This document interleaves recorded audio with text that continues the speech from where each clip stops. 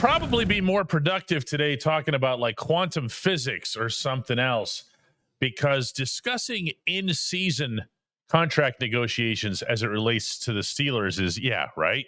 Good afternoon to you. Good Friday afternoon. I'm Dejan Kovacevic of DK Pittsburgh Sports. This is the new Double Shot show that shows up at 4 p.m. Eastern every weekday. And this one is probably going to be a waste of everyone's time, at least at the outset. But I still feel like I need to bring this up because Najee Harris has just come off a month of October in which his past 3 games have seen 332 yards, have seen who knows how many of them be angry yards, as the terminology goes now. And he's been the driver of an offense that for the first time since the, pre-pandemic Ben years, looks productive, looks dangerous, looks threatening at times. And it begins with him. Now, I've not exactly been timid in my criticism about him when I feel it's been deserved. I thought as of about a month ago, they could have just let him walk and I wouldn't have batted an eyelash over it. That's how ineffective he was. That's how pouty he was off the field. And I didn't like anything about the vibe of having Najee in Pittsburgh. Well, then, in my face, in a lot of people's faces, because he's been really, if you think about it, one of the NFL's top running backs, one of the top, if I had to put a number to it, one of the top 3 or 4 running backs in that span. And unlike other positions on this roster, he might be the one guy that you look at and you say, "Ooh, we need to cut this one off early. We can't be losing him. We can't be letting him walk. We have to, do something that we don't normally do." Why? Because he's 26 years old. You could sign him to a 3-year extension. You could do that at a fairly reasonable price, I would think. And you could do that in a way that doesn't necessarily spill the apple cart for everybody else or blow up the precedent where the Steelers, we don't do this stuff, because you can say, hey, listen, it was an unusual setting this past summer. We thought with the 5th-year option, we could, take our time on this. We had a wink thing that if you show us this, that look, they can pull this off. Nobody's going to complain. Nobody's going to say, oh, no, they're no longer the Steelers. They negotiated a contract in season. On the other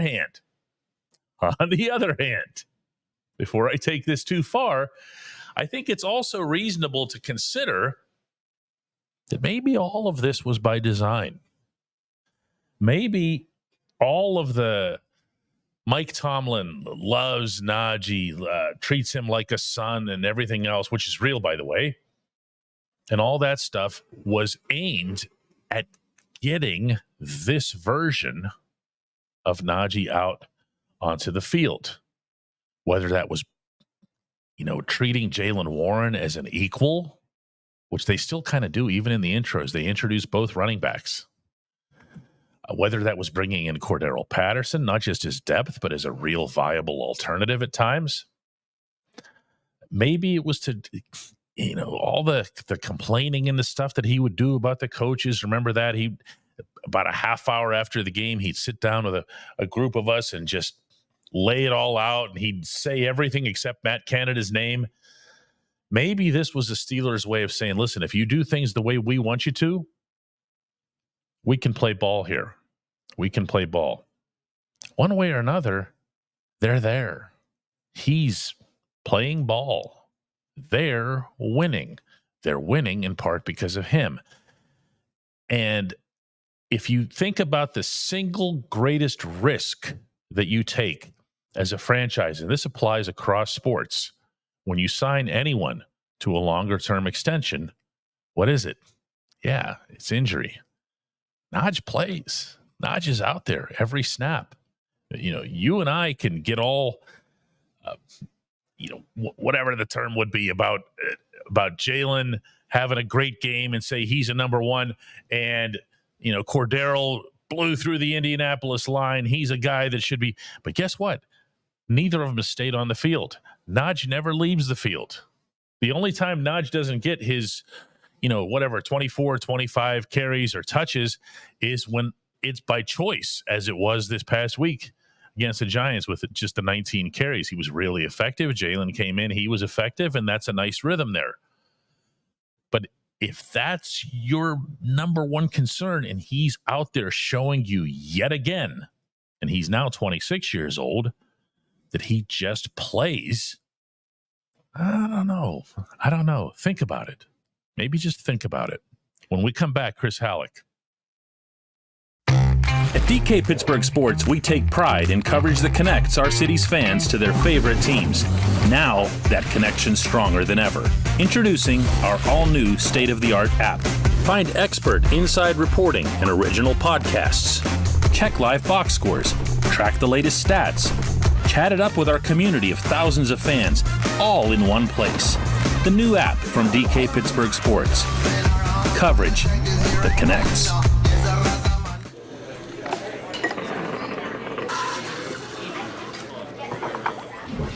Joined now by Chris Halleck, our beat writer at DK Pittsburgh Sports. It's the bye week, and Chris, we actually get to watch games. Like, I don't mean watch them and cover them and work and type all through them and talk about them. I mean just couch, potato chips, the whole deal. I get to feel like an actual NFL fan for one weekend a year. It's awesome.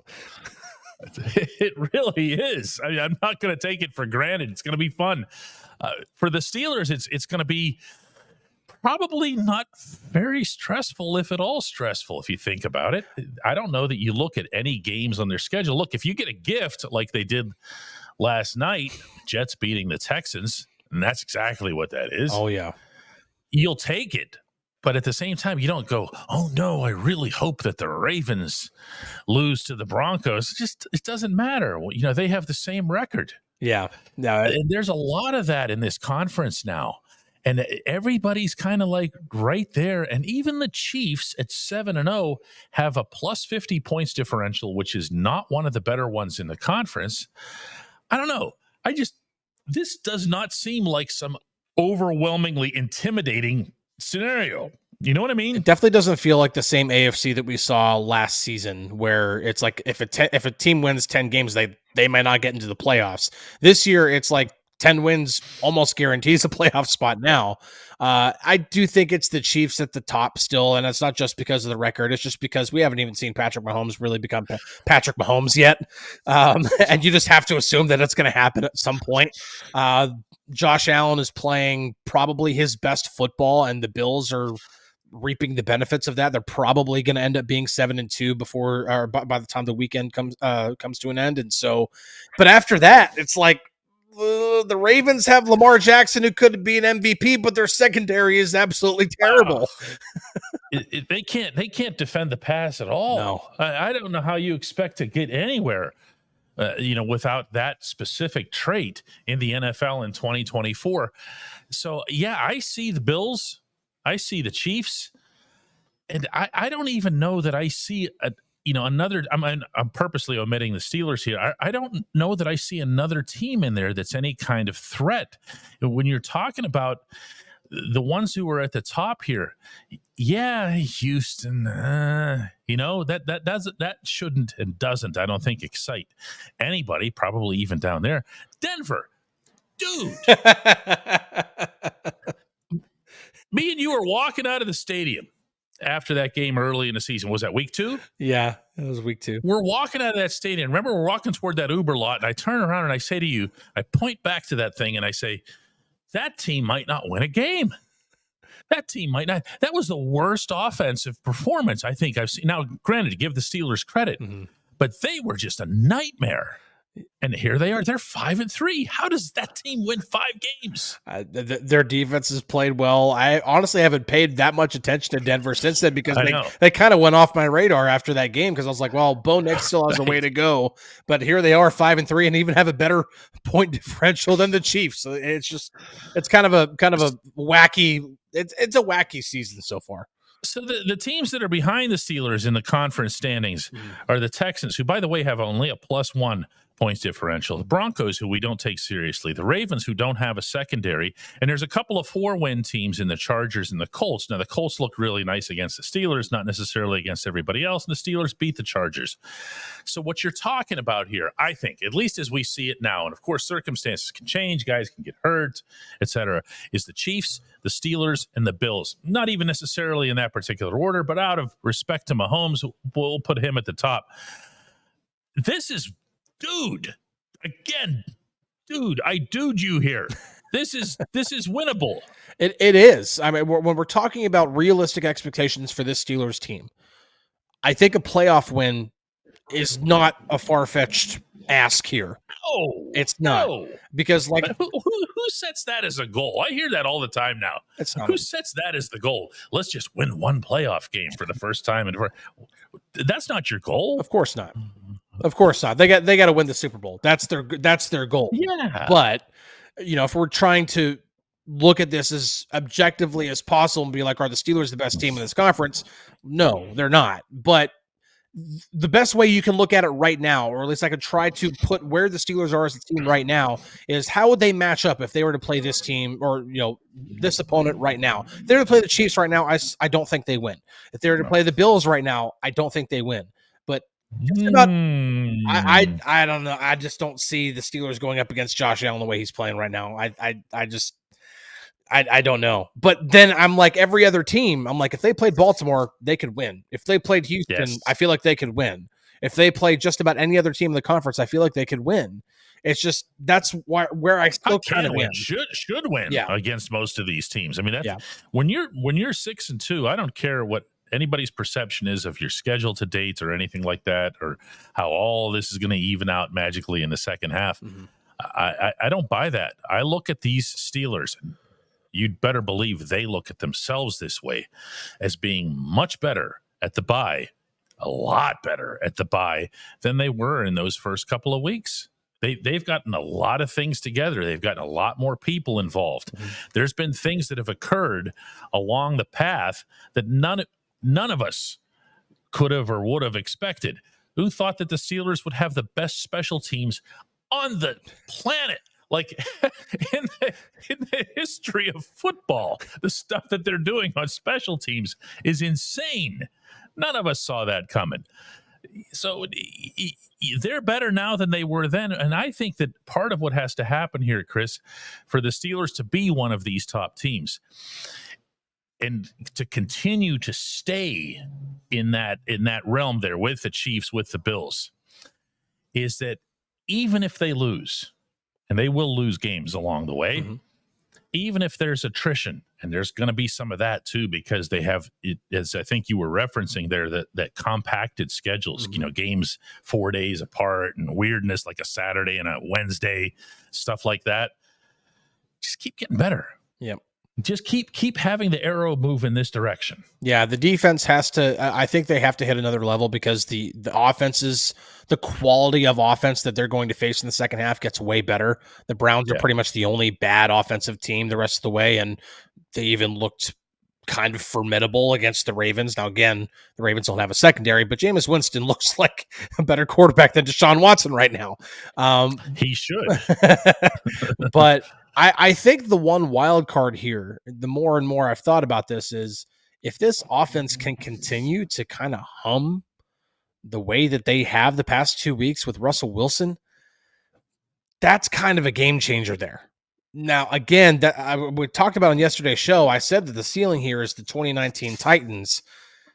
That's kind of how I envision this. If the Steelers do kind of get to that level where they could be one of the final 4 teams vying for a spot in the Super Bowl, is if this offense continues to also have an upward trajectory, because right now they're coming off back-to-back games in which they've put up over 400 yards of offense.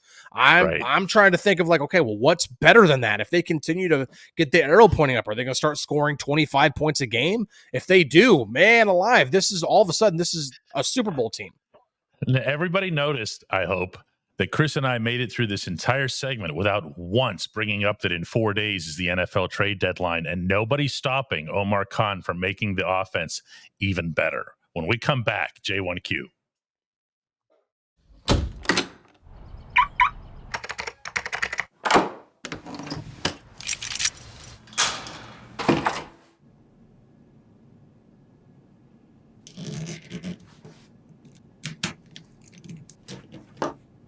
Safety is a habit. Gun safety and responsible storage are no different. Help prevent gun accidents, misuse, and theft. Keep firearms safe and secure when not in use. For safe storage options, visit projectchildsafe.org.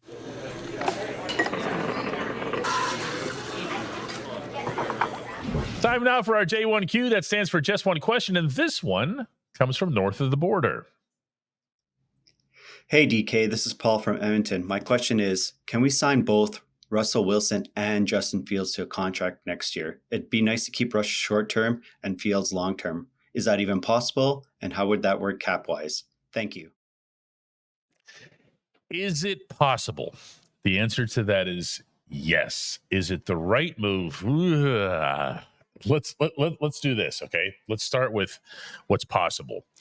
The Steelers currently have an estimated cap space of $75 million and change going into the 2025 season. That's one of the top 5 such figures in the National Football League. That's a lot of money. That's a lot of space. It's also a lot of presumption that, you wouldn't want to spend it on somebody else, because there are other factors to consider, including the one with which I opened the program today. You want to make sure that you're not just taking care of quarterback, and you also want to make sure that you're not overvaluing quarterback. Don't forget, this is the position, Paul, where most teams really, really hurt themselves with the cap. Now, they're hurting themselves with a good mindset, a good cause, which is, we're the Bengals. We have Joe Burrow. We have to keep Joe Burrow. Of course you would. Any team would. What do we got to pay him? Well, here's the market rate. Ooh, okay. So now what ends up happening, the Bengals commit like a quarter of their cap space to one player, and then you're left doing this, and this the rest of the way, including, by the way, for Joe Burrow's offensive line and the people who have to keep him standing upright so that his cap space counts. Now, in the Steelers' case, I don't know what Russell Wilson would get on an open market right now. I don't know what Justin Fields would get on an open market right now. They're both unusual cases. Russ will be into the wrong half of his 30s.